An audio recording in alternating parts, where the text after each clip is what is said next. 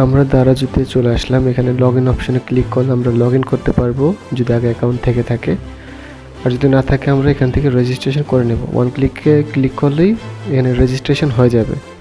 এখান থেকে আমরা লগ ইন কোডটাকে কপি করে রাখবো, কোনো একটা জায়গায় সেভ করে রাখবো, তারপর কন্টিনিউতে ক্লিক করলে আমরা হোম পেজে চলে যাবে।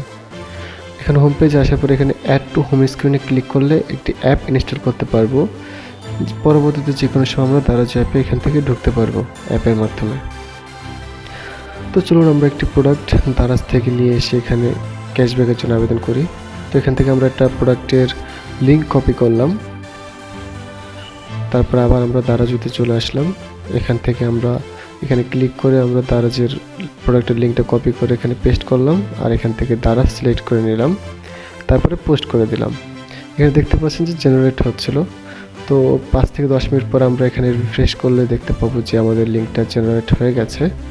এখান থেকে বাই নাও ক্লিক করলে আমরা আবার দারাজে চলে যাব। সেখান থেকে আগের মতোই আমরা প্রোডাক্টটাকে অর্ডার করে নেব।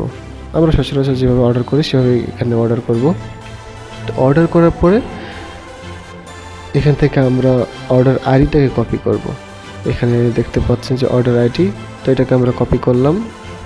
কপি করার পরে আমরা আবার দারাজুতে চলে আসবো এবং এখানে অর্ডার আইডি দিয়ে নেক্সটে ক্লিক করব। তো এখানে দেখতে পাচ্ছেন যে আমাদের ক্যাশব্যাকের জন্য আবেদন হয়ে গেছে।